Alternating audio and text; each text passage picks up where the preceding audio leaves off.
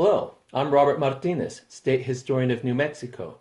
This is New Mexico History in 10 minutes. Today I want to talk to you about Spain and Portugal, the Iberian Peninsula. The Iberian Peninsula is situated between Europe to the north and Africa to the south. A peninsula is a piece of land that is surrounded by water on three sides. So there's some geography for you. We don't know why it's called Iberia, probably because of the Iberian people who lived beyond the Ebro River, a river in that area. So it's a beautiful name, but it's an amazing place because, again, it's a bridge between Europe and Africa. And it's also a crossroads between the Mediterranean world and the Atlantic world, which means in some ways it's on the edge of the world, and in others it will be at the center of world history in the 1400s and the 1500s. So Spain, Portugal, Iberia, as I said, was inhabited first by Iberians, then Celtiberians, Phoenicians, Greeks, then Romans, Carthaginians, and then the Visigoths come in. And when they come in, it's the 400s, the early 400s, 410 AD essentially. And this marks the end of ancient history. Ancient history is everything that came before the 400s. And what we start to enter now are the Middle Ages, the medieval period. This means the middle part of history. It's kind of cool if we can break history into three parts: ancient history, medieval history, the middle part of history, and then the modern era, which starts roughly around the 1400s. Okay, so Spain in the 400s is Visigothic.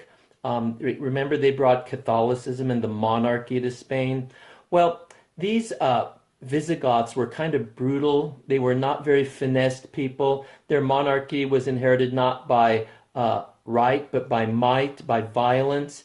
And in the 700s, there are two Visigothic kings who are fighting for supremacy.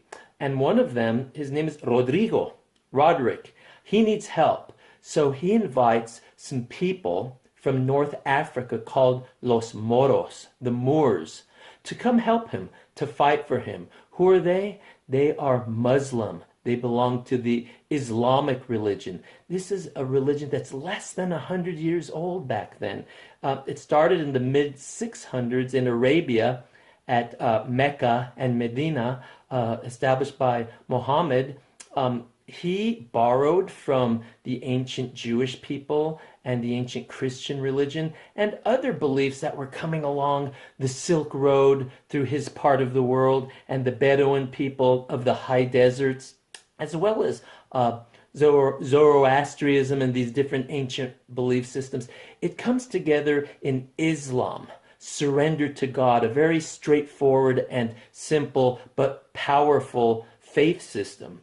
In less than a year, Islam spreads throughout the Mediterranean world, taking half of Christendom over, moving through Palestine, North Africa, and almost reaching Europe, but definitely around the year 711 AD, they cross over the Pillars of Hercules, later to be called the Straits of Gibraltar. This is where the Moors enter Spain. And old Rodrigo, he wanted to just hire them as mercenaries and pay them off and have them leave and say goodbye, thank you for your help.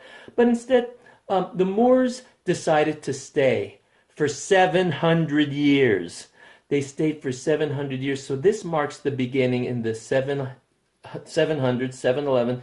This marks the beginning of Spain's Moorish Islamic period. Okay, so what happens here is the Moors come. They're from North Africa. They're Berber people. They are very few Arabs with them. They bring Muslim culture, bloodlines, foodways, poetry, medicine. It's quite a vital mix, and they take over the whole peninsula essentially, except for those northern areas such as the Basque Country, Cantabria, Asturias, Galicia. Those stay strongholds of ancient Catholicism. And by the mid 700s, they're trying to retake their land to the south, but the Catholics don't have a very good go of it. The Muslim Moors are very tough and very, very potent people, and they're warriors. They're not going to be removed very easily. So what you get is this period of back and forth coexistence, convivencia. It's sometimes violent, it's sometimes peaceful, it's sometimes pleasant and unpleasant compared to how we do things nowadays. But nonetheless, this is where you see a great mixing of Catholicism, Islam, and Judaism, because there are Sephardic Jews in Spain by this time. They had come to Spain centuries before, after the diaspora in 70 AD, when the Romans destroyed the temple at Jerusalem. The Jewish people scattered throughout the Mediterranean world, some going to Spain and founding the Sephardic Jewish communities there, Sephardim. So there's this mix going on for 700 more years. And during this period, the Catholics start to retake their territories with help from Saint James, Santiago. Out of a pious legend grows this amazing, strong spiritual movement, a cult devotion to Saint James, who was said to join the Catholics in battle against the Moors. In fact, he was called Santiago Matamoros, Saint James, slayer of Moors. So this reconquista, reconquest of Spain, takes a while. And through the centuries, as the frontera, the border, moves south, institutions are created, such as the cabildo, the town councils, hidalguismo, the idea of an hidalgo, the petty nobility, the lowest level of nobility granted to people to encourage them to live on the frontier, a very undesirable place, very dangerous with foreign people. And but people went and repopulated and coexisted and fought to eventually start retaking Spain from the Moors. But Spain would be changed forever. Muslims would live under Catholics in certain towns. They were called mudejares. And then Catholics would live under Muslims in certain towns, and they were called mozárabes. Okay? So that is what was going on. And Spain flourished as an Islamic territory. Great cities like Cordova, which could rival anything in the Islamic world, were known throughout the Mediterranean world as centers of learning. Toledo, Spain, became a research center for Jewish scholars studying the writings and art and sciences of the Greeks and the Romans. This is where the Renaissance begins. The seeds of Renaissance in Italy are found in medieval Spain. That Renaissance, the Renacimiento, a rebirth, a rediscovery of that which came before the medieval period, the classical world of ancient Greece and ancient Rome. So this is going on. The Muslims are also preserving and studying the ancient classical world, as are Catholic scholars in the universities, such as in places like Salamanca. So this is what's going on, and it all culminates in 1492.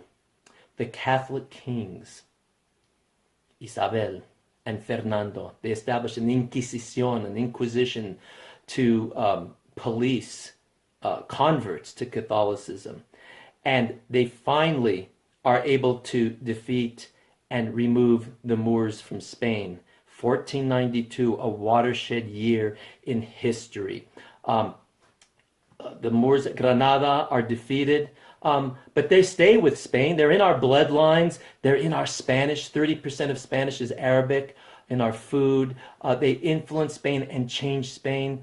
But they are removed at Granada in 1492. And then los reyes católicos, the Catholic kings of Spain, decide everyone needs to be Catholic. No more being Jewish, no more being Muslim. You either convert to Catholicism or leave. Many left, but many remained. So that is the Edict of Expulsion, the Alhambra Decree. And this will change Spain as well.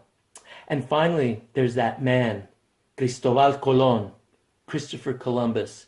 The Muslim Turks in the Eastern Mediterranean, the Ottomans have seized the Silk Road, the trade. So this is economically squeezing places like Spain and Portugal. Portugal goes around Africa. That's how they get to those markets. Cristobal Colon says, I have a way. I could take you west and arrive in the east. Everyone knew the world was round. It's a myth that everybody thought the world was flat. What they didn't know was how big it was. And they didn't know there was a continent over there. And they didn't know there were people there. And the people that Columbus and his Spanish sailors would encounter in 1492, they weren't European, they weren't African, they weren't Asian. They were the Americans, the Native Americans. I'll talk to you next time.